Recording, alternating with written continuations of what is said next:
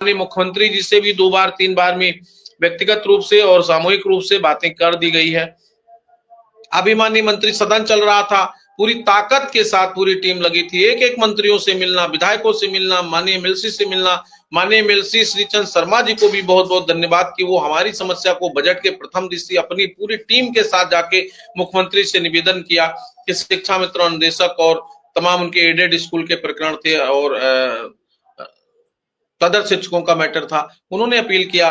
तो अब लगातार मुख्यमंत्री जी के संज्ञान में है। अभी हमारी बात हुई थी, मैंने परसों भी कहा था कि 22 तारीख के बाद माननीय विशेष शिक्षा मंत्री जी लखनऊ उपस्थित होंगे, फिर हम लोग उनसे अनुरोध करेंगे। माननीय एमएलसी साहब 25 के बाद आ रहे हैं, आप पुनः उनसे अनुरोध करेंगे। तो मिश्रा जी, मैं निरंतरता पूरी पैरवी में हमारी पूरी टीम बनाए हुए है। अभी कल मेरे निर्देश पर मैंने कहा था, हम मिश्रा जी के इलाज के चक्कर में फंसे थे, सुशील यादव और जिलाध्यक्ष हरिनाम जी को मैंने भेजा था और ईद से पहले शिक्षा मित्रों को मानदेय भुगतान हो, उनके घर में हमारे साथियों के भाइयों बहनों के घरों में भी ईद का त्योहार बेहतर मने, इसके लिए अनुरोध किया है सरकार से। तो जो मेरा काम है उसमें हम लोग पूरी निष्ठा और ईमानदारी के साथ लगे हुए हैं।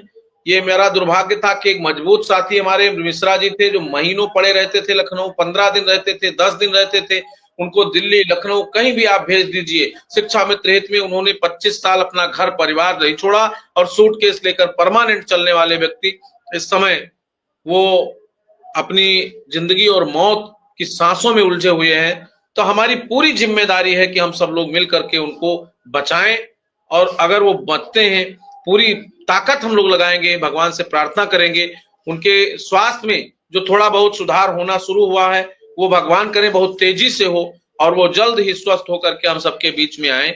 इसलिए हम लोग थोड़ा उधर भी डिस्टर्ब हैं। आज 7-8 दिन से 10 दिन से जब से मैं लखनऊ उनको मंगवाया हूं तब से हम लोग उनके दवा इलाज, डॉक्टर को दिखाना, जांच, इसमें हम डिस्टर्ब हैं।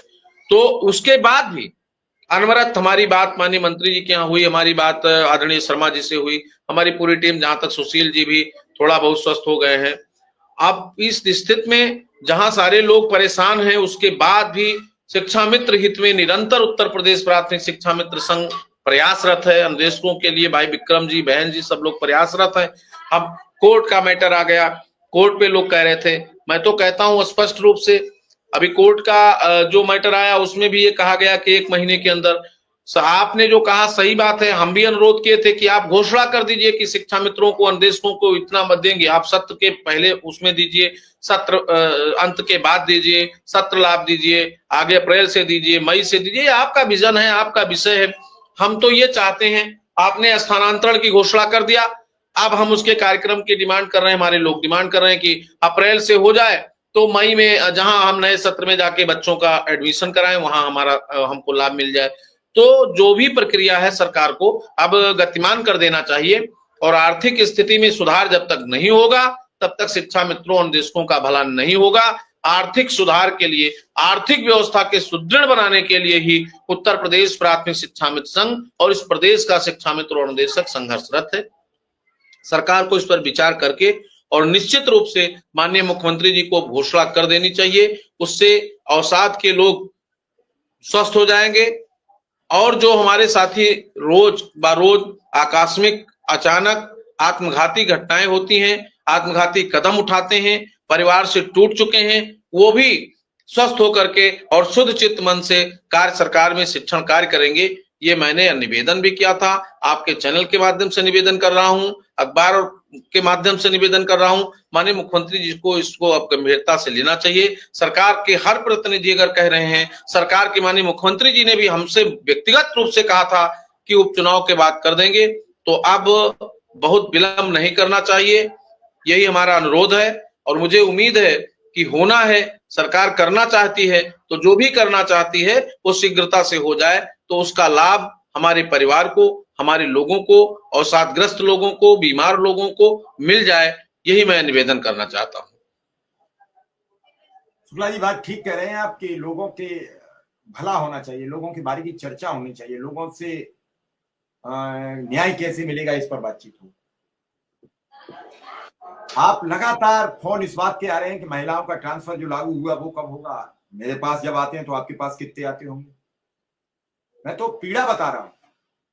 समस्या क्या है कि जो जो सॉल्यूशन होते जाएं सरकार उनको लागू करती जाए और जो जरूरतें हैं वो धीरे धीरे आगे बढ़ती जाए। तो मुझे लगता है कि ना सरकार से दिक्कत है अनुदेशक को या शिक्षा मित्र को, न कोई सवाल करना चाहता है। केवल ये जरूर सब चाहते हैं जानना। अब शुक्ला जी एक नया वो आ गया है एआई ग्रोक करके, आपने सुन लिया होगा क्योंकि आप भी पॉलिटिक्स में रहते हैं। अब ग्रोक ने आज खबर दे दी कि शिक्षा मित्रों का 20,000 वेतन हो गया। क्यों? ग्रोक क्या करता है? डेटा कलेक्ट करता है। ग्रोक तो एक एआई है। अब डेटा में खबर पड़ी हुई है कि शिक्षा मित्र अनुदेशकों का 20,000 हो गया तो उसने छाप दिया। किसी ने पूछा शिक्षा मित्र का वेतन कितना हो गया तो ग्रोक लिख रहा है कि 20,000 रुपया मिल रहा है। अब ये खबर सब लोगों को पता लगती है। तो जो सिविल सोसाइटी के लोग हैं वो आपसे कहते हैं कि आप झूठ बोलते हो।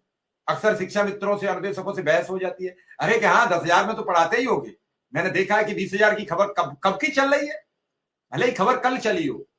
इन सब चीजों की भी नेगेटिविटी शिक्षा मित्र अनुदेशक के दिमाग पर हावी होती है।